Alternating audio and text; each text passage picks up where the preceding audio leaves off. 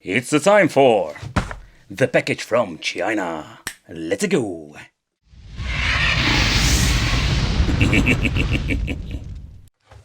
Hey guys, welcome back to the channel. It's awesome that you're tuning in. So in this video we are going to take a close look at the Q Mini, or a very interesting piece of technology. So the reason I put a title like, I think I'm going to put something like the thing that I really love it, because this thing is very cool. There are some downsides to this device and I will show you in this video what I mean. So let's talk about the specs. The specs itself are not very interesting. Like for example, this thing comes with a 2.4-inch LCD. But I must say that display that comes inside this handheld is absolutely amazing.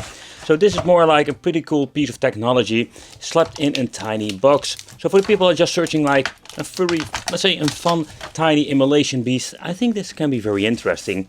We have seen a lot of budget devices from AliExpress, but this thing fits more like in the category that it is still budget or not very expensive, but it is more like a quality product with some good emulation. So inside the package we're not going to get a lot. We're going to get a very nice long Type-C cable, and that's it. Oh wait, the toilet paper manual of course. With some basic explanation how it works, how to enter games, stuff like that, but there's not a lot of information into different languages. Yeah. But when you're going to search for, let's say, cheap handhelds, there are not, let's say, a lot of good options out there. And I mean, like, you do get a lot of interesting cheap devices, but most of them will have some issues with some emulation. And this device can already say, spoiler alert, it's not very bad. So we're going to get some limitations. So first of all, we don't have an analog stick. So for the people who love analog stick, you will have an issue, because this is something that doesn't come inside or including this device. We do going to get a D-pad here at the left, and the D-pad, I must say that I personally really love it. It's a very long D-pad and the touch itself is very nice. Then we're going to get A, B, X, Y, two buttons over here, select start, and at the top we're going to get only two other buttons. So in total we're going to get 6, so this is going to be some limitation when it comes to playing some games. Type-C input for the power charging, volume control, the CF card is over here, and of course we have the headphone jack out. I'm also going to try to open it up later on, and here we're going to get ourselves the on and off switch. So the device will come with some pre-loaded firmware. It's the NX Hope that I've seen before with some different handhelds. But the display itself, here you can see, like, it's very hard to record from an angle. Not because it's so pretty damn bad, but it's more like the glossy front is very glossy, and it gives a little bit of mirror effect. But when you're looking at the color and everything, it is a very nice display, but only it's very tiny. So here at the top we're going to get some options. So here we're going to get the standing option, skin, about, and the power option.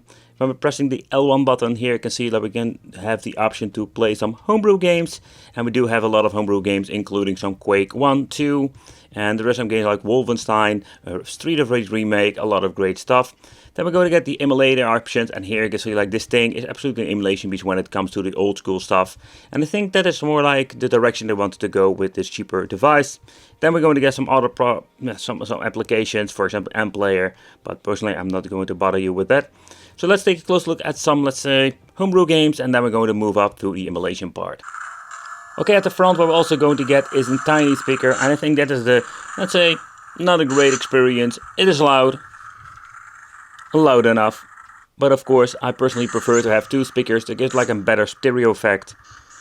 But when you're looking at the games like Quake, they will run very well, and I must say, like, you don't expect like a lot of emulation power when it comes to some of the homebrew games, but this thing is powerful enough to run the old school Doom and stuff like that.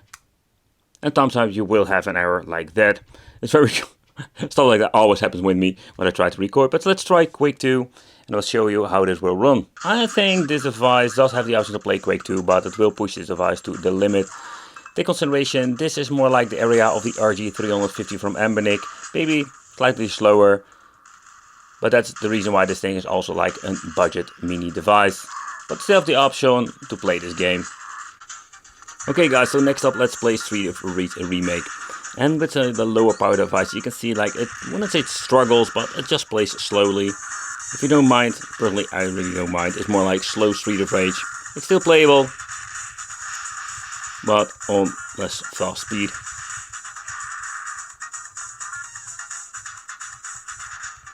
And here you can see like how good the D-pad actually is, like when you need to move around, you know, any issue or weird stuff going on. And again, like for the people who didn't know, I'm a big D-pad fan, so I am very happy with this handheld. Okay, so first of all, this device is absolutely amazing when it comes to playing some 16-bit games. I think that's where this thing like basically is the best for. And again, like if you just want to like look at the viewing angle, it's pretty damn good. Everything looks amazing. So they used a tiny but a very nice panel inside. As you can hear, sometimes we do have minor problems with the ring sound effect.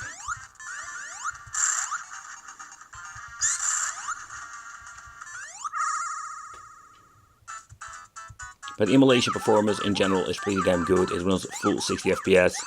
And the reason I show you this because I have seen a lot of budget devices from AliExpress that had so many freaking issues. It's freaking unbelievable. So let's go on. Despite like this thing is not perfect, you can see like it does struggle with the original firmware pre-installed on it. A little bit of bummer that some of the games are not running perfectly.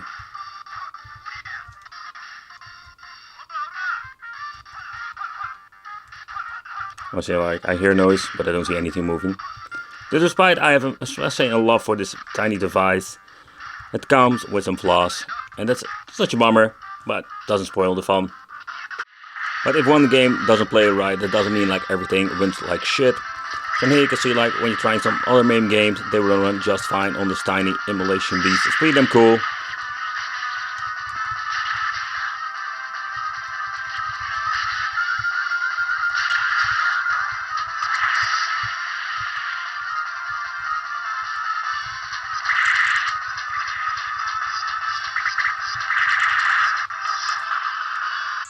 But the downside is when you see at the presets, you still have like a black border around the freaking display. Even despite the freaking display already, it's also small.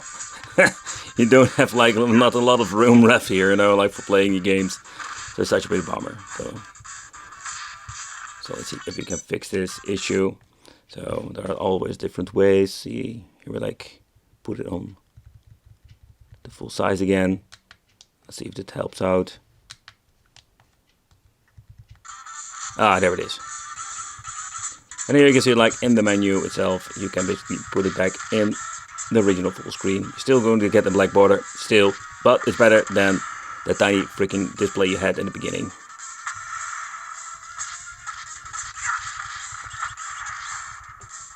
But when I take a close look at PlayStation 1, I really knew like this is going to be a very big struggle for this tiny device. Bloody Roar 2 is more demanding, but if you're going to get into the two-dimensional, you will find some playable games, but this is what you're going to get with these budget devices. Despite they have like, let's say, better power, more juice than like your really cheap device from AliExpress. But still, when it comes to devices, it's cool that they can basically boot it up PlayStation 1, but not all the games like Bloody Roar 2 will run perfectly. So that's something you need to take consideration. But let's take a closer look at this mini device and the inside. Because what are we going to get? And I'd always love to check it out just to see how they put this thing together and what kind of battery are we going to get also. So when it comes to these cheap devices, and I know like there are a lot of different options out there that may be slightly more expensive and having like way better options when it comes to the performance, when it comes to playing the retro games. That is something you need to decide for yourself. And yeah, that's the thing, like due of the many options we're having, and that is just the biggest issue. Let's get my prior tool because they also used some clicking mechanism in the inside, so let's be very careful. All right, I'll lift up the cover. So what you're going to get is not a big battery, of course, because this is a very tiny handheld and it's a budget device. Because of what I understand, like batteries are very expensive. Then we're going to get ourselves a 1200 milliamp, so that is not a lot, but it is positive. You have the option to replace it with a bigger one if you want to. There is slightly some room left for it. Ooh, the battery did get quite hot. The bottles are falling out already. But the way this is made is super easy. You're just having this big PCB in the inside, one plug for the battery, the other one for the speaker. So this thing can be replaced, or better said, you can replace some spare parts if it's needed. Okay, so the next thing that we're going to do is removing the 4 screws, if I'm saying it correctly. No, I said 4 screws. Go away. And let's take a close look at the other side, how they assembled everything, and if there are like any replacements possible, for example with the display. Alright, so let's pull out the PCB in here. Always be very careful. that there's nothing stuck between it. And if you have some more troubles, like I'm always forgetting, you can also remove the SD card. That will give you some trouble. Let's see what kind of brand they're using. They say this game system 64 gigabytes, so they're basically using nowadays like their own kind of brand of SD cards. So when you're lifting it up, that will reveal the other side, of course. Captain Obvious moment. The display itself, it's stuck in kind of a frame, so I need to be very gentle. So let's turn this thing around. I hope not everything falls down over here. Let's see. Let's click it open. So we can basically get rid of the front bottom with all the other parts in it.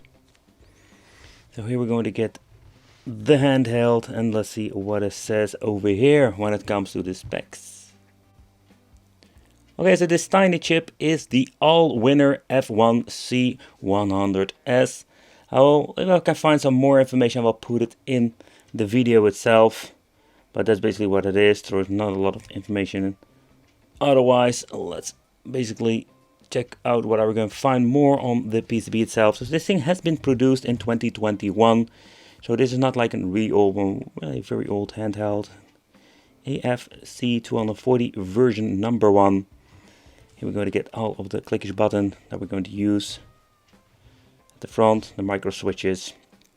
But I find it always very interesting to see what they are making with these devices and how they assembled everything. So when you're looking at the build quality of this Q20, it's an absolutely mini device, and that is why I just like it. There is not a lot of these like tiny devices that have the capability of running a lot of games. It's not perfect. Maybe with some firmware updates we can have some better performance. But what you can see on the inside also, like they added a lot of cooling, even like passive cooling. So this thing can get quite hot, especially when you're looking at the battery and the chip itself. But thank you for watching. Consider subscribing, hit that little bell, become the Wicked family. Let me know in the comments what do you think of this device. Would you consider picking it up? And would it be great to see you in the next video? Just consider hit the bell, and I'll see you in the next video.